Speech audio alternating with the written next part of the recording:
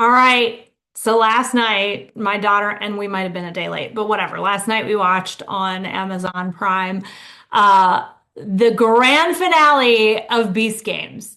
So Sloan and I absolutely loved watching this show together. Sloan is my daughter, and she and I don't really have shows that we watch. We're not really TV people. But Mr. Beast is like, if you don't know who he is, look him up. But Mr. Beast like became this YouTube sensation, which is super cool because my network marketing company, we were at a leadership retreat in January.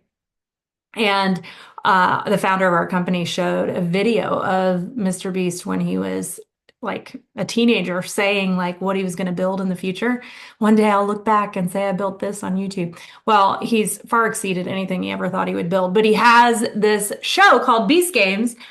And it's like all these contestants, I think there were 200 contestants came in. They had the smart people and the strong people, and they would do these different games. And eventually, somebody won $5 million. dollars. I think they wound up giving away almost $11 million dollars on that game. But one human being, I think it was last night, we saw it last night, walked away with $5 million. dollars. So, uh, great dude. Like the guy that won was awesome. I think about the last few episodes, I'm like, okay, he's who I want to win, and he did. And but while everyone is celebrating, and my daughter's like, Mom, I don't need to hear this. She's only 8, but she's like, can you stop with the commentary? I'm like, so cool, but here's the truth. Winning money like that, dude, it's so rare. But will he keep it? Will he truly be wealthy having $5 million dollars dropped in his lap? So listen, I'm not against like dreaming big. Like, what if we hit when people, oh, if I hit the lottery. So many times though, you hear lottery winners go bankrupt or professional athletes go bankrupt, right?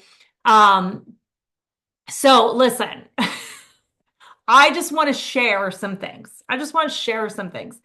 What usually happens with sudden wealth, I mean, can you imagine $5 million? Dollars? Is they celebrate before they calculate. Okay. The first thing I thought was, you know how much he's going to owe in taxes? Like somebody walks away thinking, I just won $5 million. Dollars. Hold up. Wait a minute. Right. Game show winnings are taxed as ordinary income. So that means top tax bracket, which thankfully in this current government is only 37%. Just fun fact, the all-time high was actually 93%. Okay. So can you imagine? So 37% plus whatever state income tax is. So I hope he lives in a tax-free state like Florida, Texas, or Tennessee, but I don't know. He actually might. But if not, you've got state taxes to think about too. So that 5 million right there is more like 3, right? After taxes. So if you start spending based on that big number, and we're going to talk about all the things that we could do with that big number, right? Instead of the real number already mined, right? So he's going to go home and be like, oh, this would be me. Who can I help? Who can I give money to? I was even thinking like the guy who he beat out who only walked at home with like 14 grand, like maybe give him $1 million or maybe give him 100 grand, right? But lifestyle upgrades happen fast. Probably like, let's pay off all the debt, new house, new cars, help all my family. And then expenses go up permanently before income is secured permanently. Because you can, believe it or not, blow through millions of dollars very quickly. And the biggest mistake people make when getting any chunk of money is they never replace the paycheck, right? They have that money, but no guaranteed income plan. So they withdraw, they react, they invest emotionally, they trust the wrong people. Do you know how many people are going to be coming at him like from all directions of, oh, you need to do this, you need to put your money here, you need to, right? They trust the wrong people, and over time that money is going to leak away. Because wealth is not about the amount of money. It never is. It is about the system. So if I were his financial coach, here is how we would go through this, okay?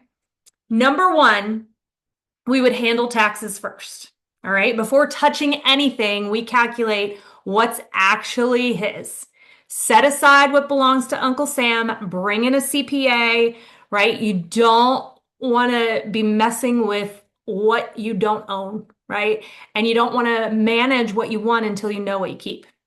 And there's different ways and that you can take some of that and reduce the tax burden, but got to get a CPA involved that you trust. Side note, we're going to talk about giving in a little bit, but actually we'll come back to that. But there is a way to reduce taxes, okay? The second one is eliminate the toxic debt immediately. This is credit cards, personal loans, high interest, stress. Get it gone. There's a guaranteed return on instant peace getting those things gone. What I would not do is include the mortgage in that. Not yet. Okay. So then step 3. So going back, step 1 is handle the taxes. Step 2, eliminate the toxic debt. Get it gone. Step 3, secure lifetime income. This is a non-negotiable. Some people, when they win the lottery, will say, I'll take lifetime payments. You can set up those lifetime payments for yourself. And so a portion of those winnings, that 5 million that this guy just won, and I'm not saying his name just in case you watched the show and you didn't watch it yet, but it goes into something that creates guaranteed paychecks for life, regardless of what the market does. People might think, oh, go put it in real estate or go put it in, money market accounts or IRA or this or that. You want to make sure you have guaranteed income for life. Financial security isn't about having money. It's about knowing that income will never stop. Okay. When your core expenses are permanently covered, everything else is optional, and that is freedom. And that's what we should all want for our lives. Okay. So step 4 is evaluate the mortgage strategically. I don't know if this guy has a mortgage, if he's running whatever, but don't be emotional about it. If the interest rate of the mortgage is high, maybe go ahead and pay off the mortgage. But if it's low, keeping leverage while your money works elsewhere might be smarter. I know my Middle Tennessee Ramsey people would be like, what are you talking about, Wendy? But I'm telling you, if it's a low interest rate, he can leverage his money elsewhere, create the lifetime income that fully covers the expenses, including the mortgage, right? But we want to make that decision after the lifetime income is secured. So he could say, here's what I want to get paid for the rest of my life, and then figure out how much money needs to be put into a strategy to handle that. And that can literally be a simple little calculation. Okay. So step 5 is invest for long-term growth. All right. So simple, diversified, low cost. So broad market index funds for short-term compounding, no hype, no guessing, just patience and math. We love protected asset classes, which he can get market growth, not get the loss. Some of it maybe in more liquid money market stuff, whatever. Lots of options there, but important. Okay, so next thing I want to talk about is radical generosity. So when people get that amount of money, a lot of times, and from his heart, watching him on the show, I know immediately he's thinking, who can I bless? Which is awesome. Okay. But if you got to still be strategic about the giving. You can be radically generous, but you want to be able to be radically generous for a lifetime and not for a moment. So if somebody wins, so this guy won $5 million and wants to give 10%, that's $500,000. Okay. And I absolutely believe in giving that. But here's the question. Do you want to give that once, or do you want to have a situation where your giving never stops? So most people would write the big check to a charity and feel amazing. And that's beautiful. Or to their church, right? If you tithe to the church. But what if instead that $500,000 was placed into a charitable fund that was invested and the earnings funded causes every single year? So you'd create a permanent giving engine. And so there's something called a donor advised fund. And that's often the simplest way to do this. We actually have for Chattanooga people, we have a group in Chattanooga that does this. I think it's so cool. But you get the tax deduction which is powerful. So if he takes 500,000 or 1 million into one of these donor advised funds, that becomes a tax write-off. So it decreases his taxable income right there. Okay. The money can grow tax-free and you can grant from it year after year. Your generosity can outlive the moment and it winds up becoming a legacy, right? Anyone can give money one time, but wise stewardship is going to build a system that multiplies impact. So that's the difference between generosity. Hey, here's a 500,000 from my five, and radical generosity, where I'm now creating a system that is going to fund year after year after year after year. Okay. And then finally, we need to protect everything.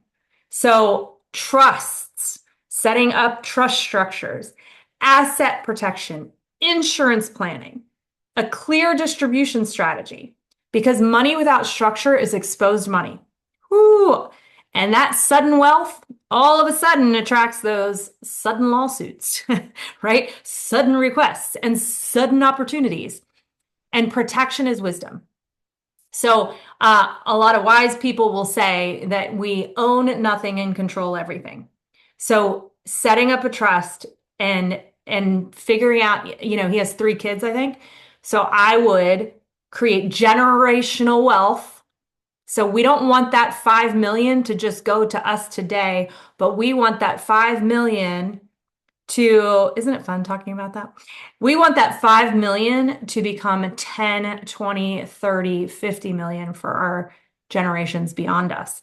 And you can do that by creating a trust, making sure everyone has life insurance, permanent life insurance over their lives from the trust, pays back to the trust. It could fund everybody's college. It could fund everybody's first home. It could fund everybody's everything. I mean, it could take care of everything. And because it's life insurance and a trust, the death benefit goes back to the trust, which just builds more money in the trust. So these are really complex strategies, or not necessarily that complex, but they're high-level strategies that most people don't know about. But so yeah, while everyone is celebrating the winner, including my daughter, I was sitting here building his financial blueprint in my head because 5 million can disappear like that, right? Or it can create lifetime income, generational wealth, and permanent radical generosity. And the difference isn't in the amount, it's in the order. Structure first, security, growth, lifestyle is last, okay? Generosity woven through the whole thing. All right, so I'm curious if you suddenly received $5 million, if you are in the next season of Beast Games and you win $5 million, what is the first thing that you would do? Tell me in the comments. And if you want to learn how to build wealth the right way, whether you win it or you earn it, subscribe to my channel here on YouTube, because that's what we talk about here and that's what we're building here.